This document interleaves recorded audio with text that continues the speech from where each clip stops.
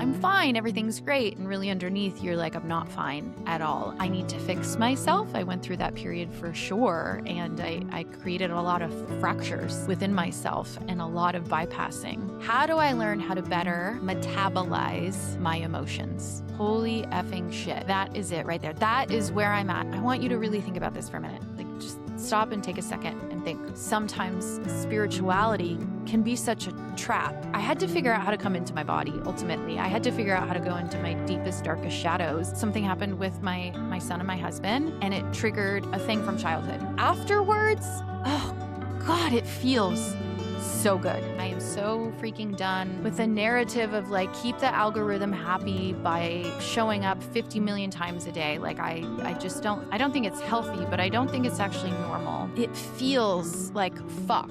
I don't know if I can handle this human thing. Hey, this is Em Hollis, and welcome to the messy truth of transformation, where it's okay to be magical and messy. This isn't your typical personal growth podcast. Around here, we talk about the real stuff, the raw, the honest, the shadow work, the spirals, the breakthroughs, and the beautiful chaos of becoming who you were always meant to be. If you've ever felt alone on your healing and growth journey, or you wondered why it feels hard even when you're doing the work, you're not crazy, and you're definitely not alone. Let's dive into the messy truth of what it actually takes to transform your life. It's me, your host. I'm back. I'm here. And once again, I am very curious as to what is going to come out of my mouth this week, because I really didn't know what I wanted to record for this solo episode, since, again, I don't have a backlog, as I talked about in my previous solo episode. So when I don't have a backlog, I do solo episodes. And so I was like, okay, where do I want to take the next one? And I actually got a text from my mom, and it gave me a really brilliant idea. So I sort of have a loose framework, once again, using the view framework that I learned in a recent course. You can hear all about it in the previous solo episode I did when I talked about self-sabotaging. But being in a view state of mind, vulnerability, impartiality, empathy, and wonder. And you use this sort of framework for having conversations. And since I'm having a conversation with you guys, even though it's not interactive, which feels really weird, I also can use view within myself and use view within the context of this. So in saying that, a part of you is wonder and impartiality, meaning, and vulnerability. So meaning I'm like being vulnerable in what I'm sharing. I'm also being impartial. So I'm not trying to like get you guys anywhere. I'm impartial. I'm just letting the journey sort of take us. But the W in wonder is like, yeah, where can this conversation take us? And since this podcast is the messy truth of transformation, which is all about just showing up authentically and not needing everything to be perfect, which is, one of my patterns, and not needing to show up like everything is the studio is great. In fact, I don't really love this setup. I'll share a little bit today as to why. Maybe you have noticed, maybe you've not, but in almost all my episodes, the background's different. So I'll share with you today why that is. And continuing to record even when my background's not perfect every time, because I don't really love this background. I mean, I have my signature purple curtains. I have my tree. I have this beautiful, oh shoot, I already forgot what stone it is, but I absolutely love it. And so I have those things, but I don't love this white wall. I don't know. What do you guys think? I mean, the ones that, for those of you listening to it, you're going to have to go over to YouTube to look at it if you actually want to see my background.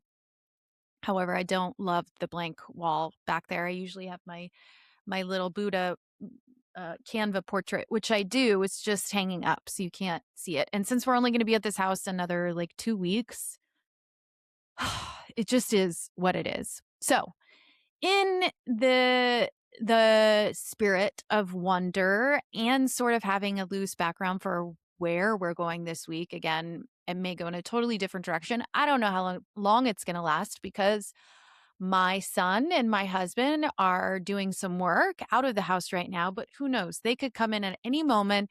The second they do, my dog Murphy is going to start barking like a maniac. They're going to be loud, and this whole thing is going to go to shit. So I'm keeping you in the unknown. Anyway, my mom sent me a text the other day, and she was like, "How are you doing?" And then she said, "How are you really?" Like in all caps, "How are you really doing?" I was like, you know what? That's a really actually a great podcast episode because there has been just so much movement in my life in the past couple months. And it has completely affected how I've been going about this podcast, which I just think it's so funny, again, that it's called The Messy Truth of Transformation, and how it's been really messy trying to keep this podcast going in the way that I want it to go. And it's sort of like I told my son a couple weeks ago, I feel like I'm actually living in Michael Singer's book, The Surrender Experiment. Like I actually feel like that's where I'm living because that's been my life since October, really, is a complete surrender experiment. And so this episode is really going to be about what my mom asked me, how am I really doing? And some of you may not give a shit, and that's totally okay. And some of you may care. So tune in to the whole episode to see how I'm really doing.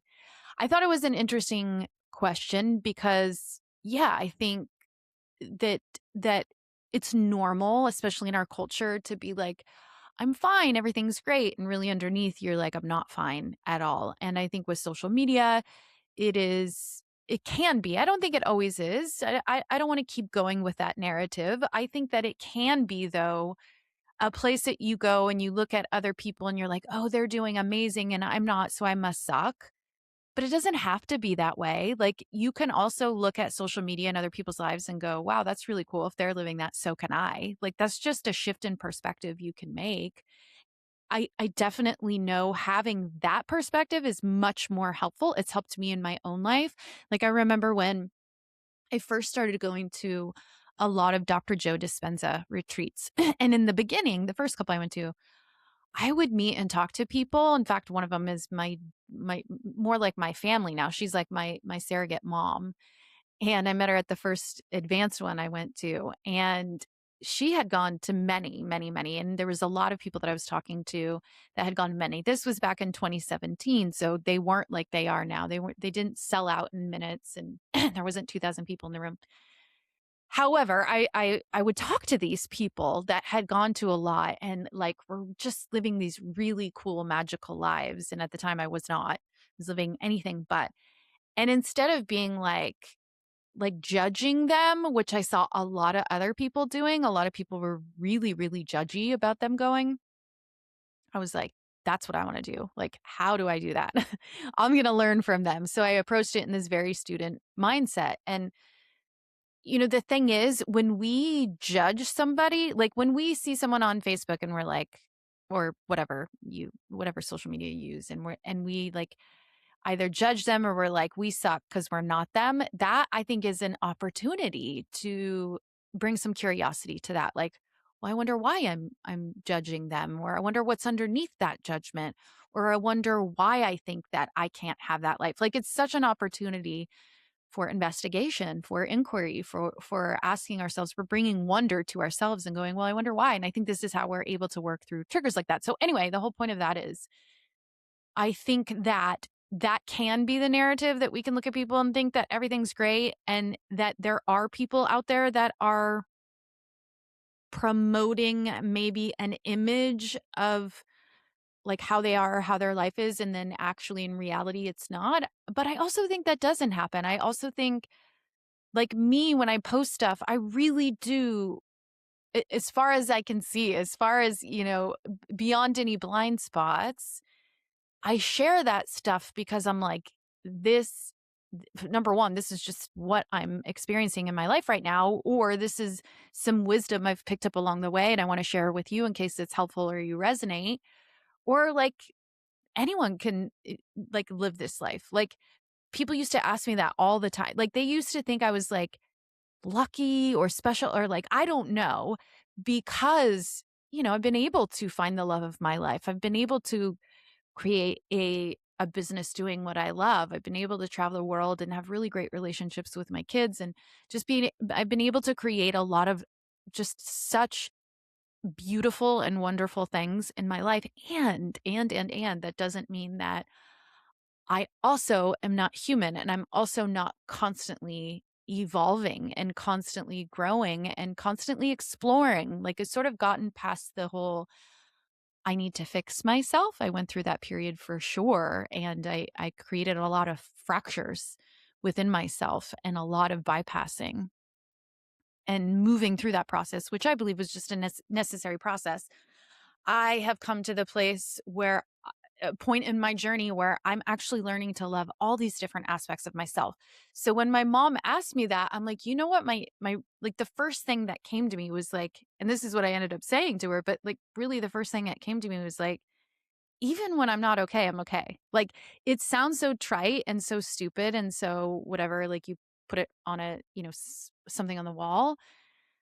I just think that where I'm at in my journey is that like I understand now that I didn't understand this in the beginning of my spiritual awakening. I didn't understand. I thought in the beginning the whole purpose and point was like to be high as a kite all the time and to be like rainbows and unicorns all the time. And while those states are amazing and I love them and I definitely go after them and I think that they're a part that we need to experience the truth of who we really are, I think the most important thing is understanding that a spiritual process, once you sort of move beyond those like chasing the highs, really becomes about chopping wood and fetching water. I have a group of friends. We have a Facebook group. We're called the Gratitude Ghostbusters. It's a story I won't go into in this podcast. Maybe I'll do it in another one. But every day we share what we're grateful for. And we talk about that a lot because all of us have been on, there's 5 of us, and all of us have been on this journey for a while. And all of us have a daily practice. And so we talk a lot about, we share what we're grateful for all the time. And we share all sorts of fun stuff every day. But what we talk about a lot is the point where we're at now, which is like we love the magic and the creation and the wonder and like all those really cool things. And we also love the chopping wood and fetching water. Like we've all learned to sort of make everything in our day a spiritual experience. Like everything in our day literally becomes a learning, like we can learn something from it, or like it's just so awesome. It's and so in fact, like from this, I am birthing this thing I'm calling Voice Notes from M, because I was thinking about, I have another group chat with 2 of my friends, and we send voice notes all the time. And I love it. I love leaving voice notes. I love listening to voice notes. And I was like, you know what? Like, instead of needing to post a video for my work and what I'm teaching and people that want to learn more from me or be, in my space and in my energy, instead of like trying to sit down and record a YouTube episode every week or blah, blah, blah, blah, blah. Like I know myself really well. And I love to be able to just pick up the phone and leave a voice note, especially when something's like in this very hot moment, like especially when something's happening and I'm like, oh my God, I'm getting the wisdom right now.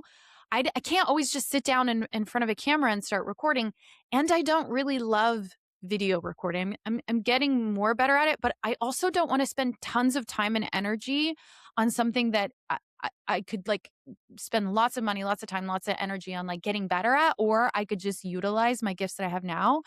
And so a lot of that is just like being able to click record on my phone and talk into it. And so all of a sudden it hit me the other day. I was like, oh my God, voice notes from M. And so I'm actually creating an offer that people can sign up for, that you get to be a part of this private Telegram group with me and you get voice notes from me either daily or weekly or monthly. It will vary because my inspiration and my creativity and my wisdom varies. It's not like I can do it every day at 10 o'clock on the dot. Like that's not, if any of you are creatives, you know, that's not how it works. I'm not going to place myself into that box anymore. But what I will do is is offer you, like, you definitely will get voice notes from me at some point during the week. When that is, I can't promise, but if you're cool with that, then join me. Join me in this offering where, like I said, you're going to receive voice notes from me because, like I said, I'm at a place in my journey. Not everybody is where I'm at. And so because I'm at the place I'm at, like every single thing in my life literally turns into like some sort of learning experience and I can extract some wisdom from it. So that's going to be an offering I'm really, really, really excited about. Stay tuned. Voice notes from M. However, anyways, got off track there. We leave these voice notes for each other. And I don't even know where I was going with that. This is why I say I'm bringing wonder because I can go off on tangents and I hope that you're still with me. Anywho, I don't know what I was saying. We leave these voice notes with each other, and a lot of it that I'm talking about with them too is where. Let me see if I can bring this back to something that matters. The point is all about like how are you really doing, right? What I am learning and where I'm at in my process now, beyond making everything about escaping the body, is like, how can I more fully be in my body? And what I mean by that is, I heard this the other day and I was like, yes, yes, yes. How do I learn how to better metabolize my emotions? I was like, holy effing shit.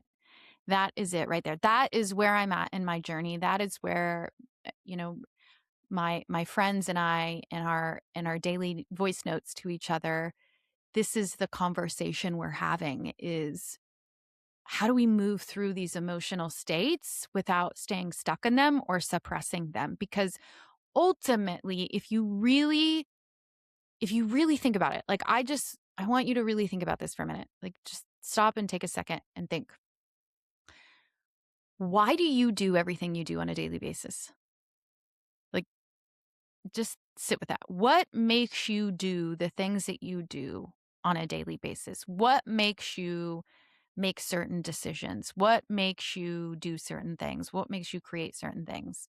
What is it that is driving the decisions that you make? Or what is it that's driving the decisions you don't make? Or what is it that stops you from doing certain things that you love?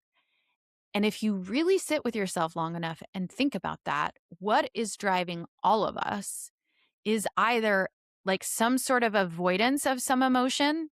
Either we don't want to feel it or we don't think we can handle it. That's actually like if you really start to dissect it, it's not even necessarily that we don't want to feel it. Of course, we don't want to feel it because we've labeled it as bad or uncomfortable.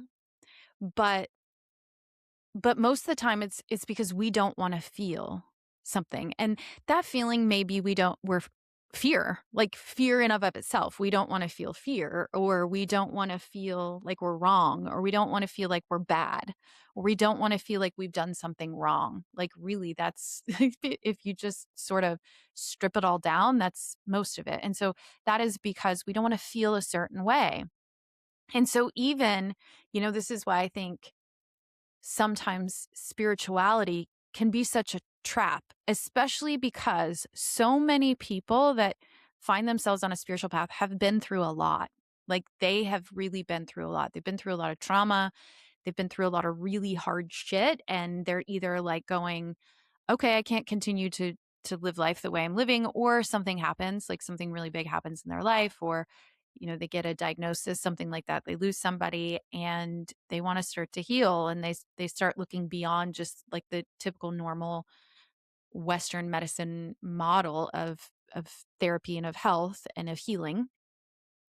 And because of that, we find this space that's like, yeah, you can be happy and high vibe and like just all these things, and that is important. Like that's an important step in the journey, but if you're not careful, it can also be a trap, like I said. And for me, it's why I went head first in the beginning part. I mean, my story is a little bit different. My journey has been a little bit different than most people's, because my spiritual awakening in the beginning, a lot of people have a really hard time. Mine was the opposite. I was like literally high for 2.5 years. Like I was like on drugs. And then I dropped and I had to really figure out how to go. I had to figure out how to come into my body ultimately. I had to figure out how to go into my deepest, darkest shadows and go within places of myself I had always been terrified of going. And of course, the journey I'd been on in the beginning was like, oh, you don't need to go there. And I was like, great, I don't want to go there. Most people don't, right? It's why we found the spiritual journey because we don't have to deal with that shit. And you need that, right? Like you need the up.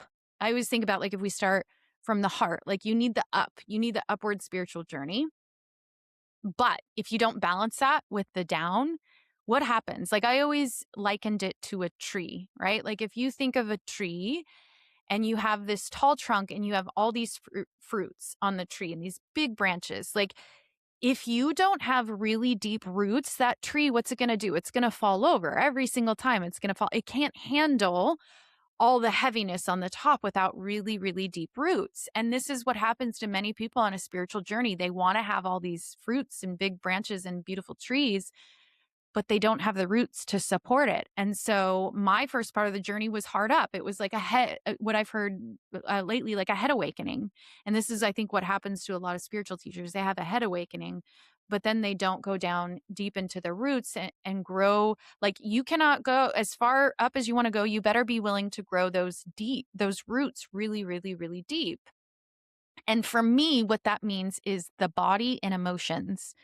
The roots are, what Carl Jung called the shadows, like our own shadow and the collective shadow, and being able to go into the parts of the psyche that have been really scary to go to, going to be able to go into our inner child emotions that were really hard to feel as a child. We couldn't metabolize our emotions or digest them. We just learned to suppress them and try to avoid them. But then, in fact, by trying to avoid them, what we're doing is recreating situations of the exact thing we're scared of. But we keep doing it, So it's like, well, we're scared of being rejected, but we keep doing things that we're being rejected. So like, obviously we can handle rejection because we keep handling it, right? Or we're scared of being broke, and yet we keep creating situations that keep us broke. So obviously we can handle being broke. So it's not that we can't handle it. It's some deeper emotion that we were too afraid to feel at some point. And so for me, like, for instance, I'll give you an example of what I'm talking about. The other day, and granted, like this is what I want to say too. So if you're a woman listening to this and you still have your monthly cycle, Eckhart Tolle talked about the pain body. Like women experience the pain body once a month. And I always thought it was kind of silly that he called it that, like really. But what I have found over the last 10 years in observing, like I'm kind of a scientist in my own life. I do that a lot. I'm like, oh, okay, this is interesting. Let's start observing that and seeing what happens.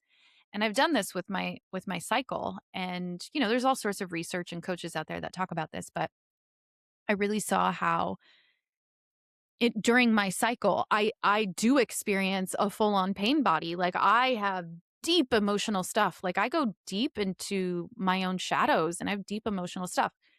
But it doesn't just mean it only happens during the pain body season, but it definitely is emphasized and highlighted in more extreme when I'm in my monthly pain body. It's definitely, I've learned, and my husband has learned to like, not to like get so caught up in what I'm saying or feeling, like let's just get through it. But when it's not in the pain body, for instance, the other day, like something happened and it triggered something in me. Something happened with my son and my husband, and it wasn't anything bad. It triggered a thing from childhood, right? It triggered something from childhood. Have I not been doing all the work I've been doing on myself for the last 10 years? When we get triggered and we're unconscious to it, what we want to do is like really, we want to put the blame on others. Or we even still put the blame on ourselves, but we're at a very surface level. It's like, hurry up and fix it because I'm feeling this incredible discomfort in my body. And so I want to hurry up and talk about it, or I want to hurry up and fix it so I can stop feeling this discomfort of these emotions in my body. And like I said, had I not been doing all the work, I would just react to hurry up and stop the emotion. But instead, now I lean in and I'm curious and I'm like, okay, what, like, number one, don't try to suppress or stop the emotion. Like, let my body feel it. So this is my process the other day. And it's like this big thing. Like I can feel it. And I don't know how else to explain it. It's like it's churning inside of me. So when we talk about like alchemy, emotional alchemy, it's like you're letting the fire sort of start. Like the churning is starting and I'm just sort of feeling it. I'm not avoiding it. I'm not listening to any stories that the emotions want to tell me, right? I'm just really holding space internally for these emotions. You could say emotions are just sensations. I'm just holding space to let them be there.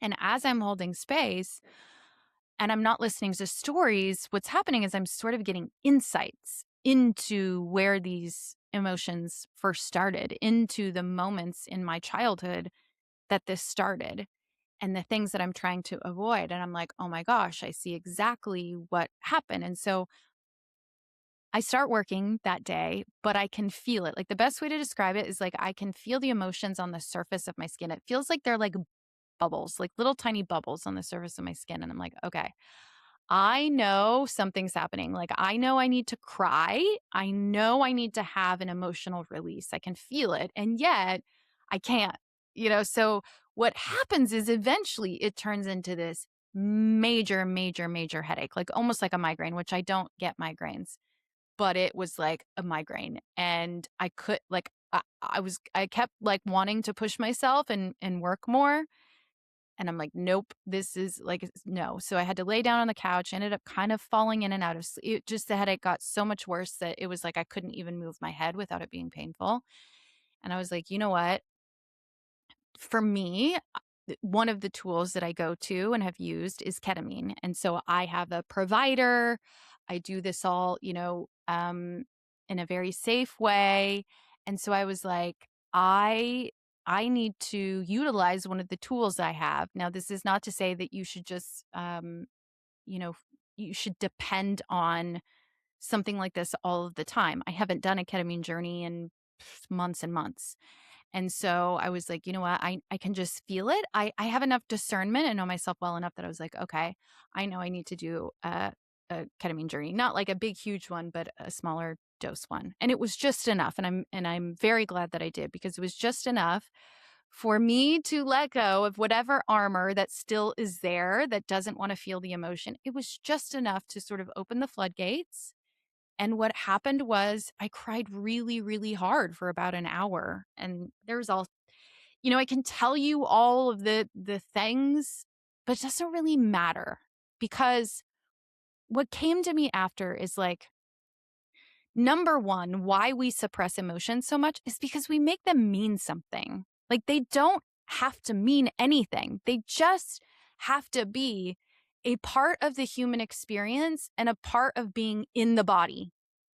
Like if you're in a human body, you're going to experience emotions. Like that's why we're here, is so that we can feel emotional states, all kinds, like including sadness and grief and stuff, like all of those things, right? The problem is when we get stuck in them and when we give them meaning or believe them to be true. In other words, I can sit there and cry for an hour. And when I tell people that, the immediate response is going to be, oh my God, what's wrong with you? Or, oh my God, why are you so sad? Or, oh my, like there's so much judgment around people crying. And I'm like, afterwards, oh God, it feels so good. Like it honestly just feels like I just had the best massage of my life. Like I just had a week-long vacation. And I remember reading somewhere that the body actually needs crying as crying is a way to clean itself. And afterwards, it was like I felt some really deep moments from my childhood, but I felt them fully. And it wasn't like I'm going back in to like be the victim. It's not any of that. It's like literally my body, I'm allowing my body to feel the depth of the pain that I felt when I was a little child that I thought I couldn't handle because it felt too much as a child to handle, but that I can handle now. And I could handle it. I could handle the bigness, the intensity of these really intense emotions as a child. I can handle them now as an adult. But if I get stuck in my mind that I can't handle them, then I'm going to try to avoid them. And so, anyway, this amazing cry, just, oh, it was just hard and guttural and like all the amazing things. And I pop out of it and I'm like, weight lifted, right? Like just so it just feels so good afterwards.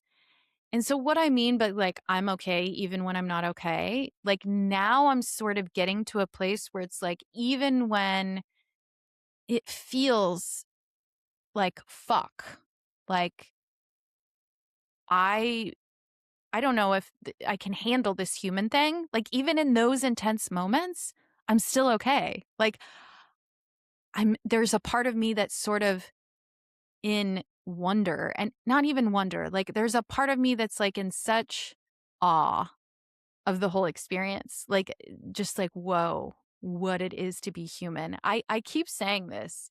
I might have said it in the last solo episode.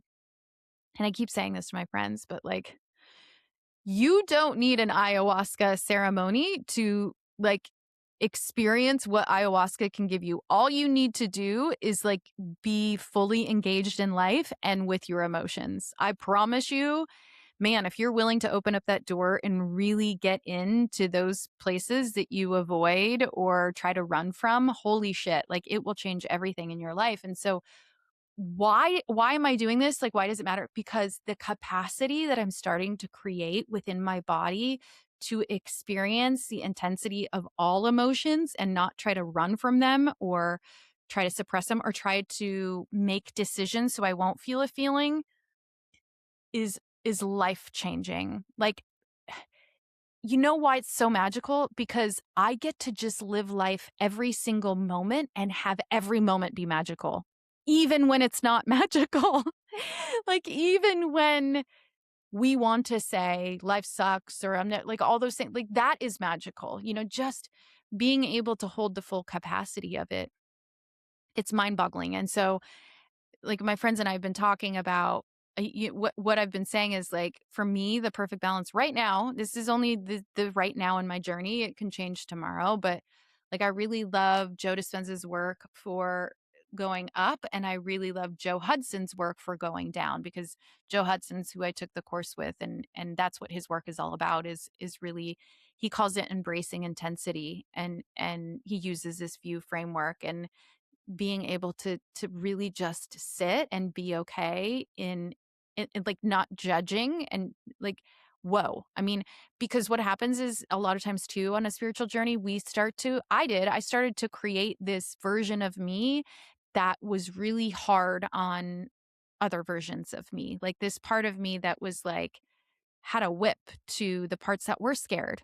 Like, oh, I'm going to be confident and going to get rid of the part of me that's not confident instead of like, oh no, there's like a really scared inner child in me that's incredibly not confident. And instead of trying to like do to her what was done to me and like push her out of me, what if I just embrace her? And I'm like, yeah, I get it. It's scary. Like this life, this human thing is scary and it's hard. And like, it really sucks when people don't get you. And it really sucks when you trigger someone, or it really sucks when you're triggered, or it really sucks when you feel like you're not loved. Like, God, I know, I get it.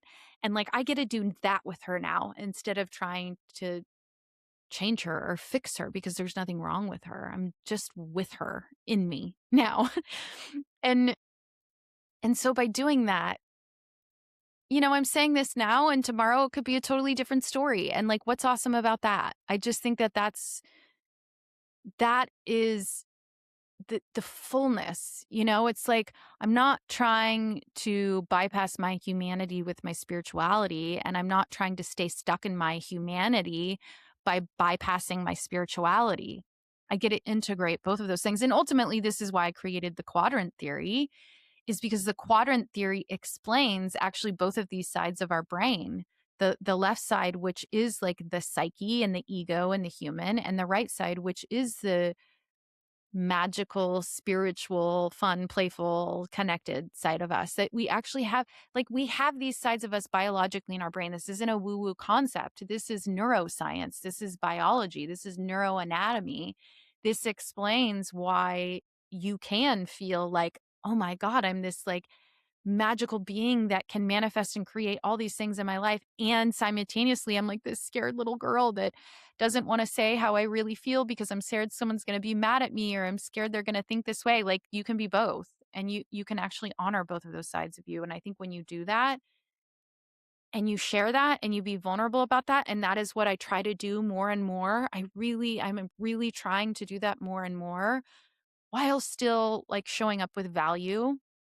But I think part of my journey, my value is in my experience. Like, I really do, all my human design stuff, like all of the things is all about me teaching through authenticity. And that's, I think, what I've always done is like not teaching like from this pedestal or hierarchy, but teaching from like being in it with you all. Like, I'm just teaching by my example. I'm like, here's what I'm doing. Maybe you can learn something from it, or maybe it can help you in some way.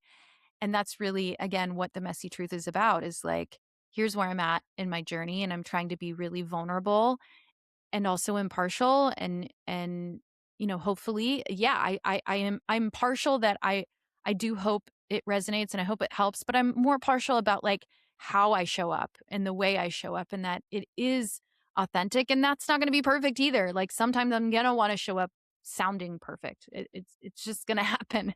And what's awesome about that, and how can I accept that more about myself? And that's my journey lately. And navigating, we've been moving around a lot.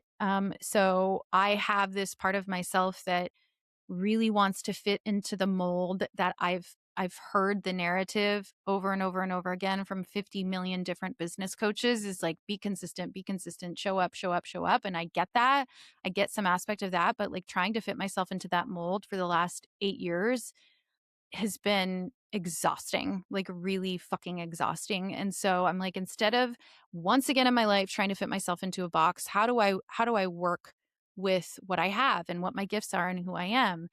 And so that has been shown to me, like I said, in doing this podcast, because since October, in October, we moved. When I started this podcast, I think in September, we were staying in a house in Boise, Idaho, because my husband was doing a job there.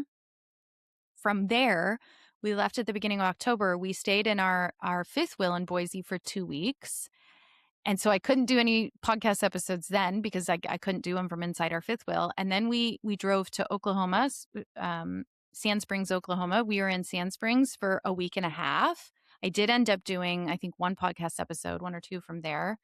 And then we drove to Fernandina Beach. We were in a house, but we were only there a month. So I was able to record some podcast episodes, but it's really hard to schedule them because we don't know where we're going to be half the time. Because what my husband's doing is jobs that are like literally waiting days before if they get the permit. So we have been in such the unknown for the last 3.5 months. And so it's really been challenging to record episodes or to schedule episodes with people. And I am very proud of myself to say that there's only been 1 week that I've missed, and that was last week. Last week I did miss, and I was totally okay with that because we had just moved to this place. So anyway, we went to Fernandina Beach, Florida. We were there in a house for a month.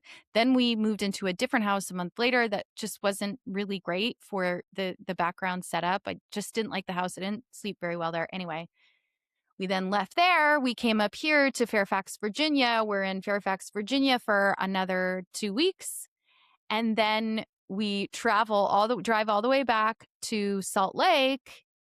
We'll be in Salt Lake for about 3 months, but about 2 weeks after I get into Salt Lake, I fly to Florida to put on our last advanced retreat, and I'm there for a week, and then I finally come back to Salt Lake. And in this time period, for wanting to make sure that I show up consistently with this podcast and that I create quality episodes, I've also had to learn discernment even more. I'm getting discernment down, but it's like finding that balance between showing up in the best way I can, and also not pushing myself beyond means that are just impossible, and then creating a lot of stress for myself and making it mean something like I'm a failure because of this or that or that. I actually just went, what is the balance between just being okay with sometimes it doesn't go live and also being able to push myself when I want to self-sabotage, as I talked about in the previous episode. So you can only do that through discernment, and discernment only comes from knowing yourself really, really, really well. So I'm really actually proud of myself for being able to pretty much have an episode 3 a month since I've started this, with the crazy schedule and crazy traveling that we've been doing over the last 3.5 months. I have found, normally I was the one in the relationship that loved adventure and travel and didn't want responsibilities or buy a home or like all the things. And my husband Scott has always been the one that's like wants stability. He's a natural born quadrant 1. And so he really loves structure and stability, and it's sort of the same thing. He had that most of his life. And now he is like living in his passion and doing his work, and he's loving traveling. And I'm like, I am craving stability. So it's brought up a lot of stuff, but of course, opportunities to grow and heal even more for me. And being able to find home and safety and stability within myself, even in the craziness of moving around, and just going, you know what, I had to buy this treat. I had to buy the curtains so that I can find a space in every place we've been.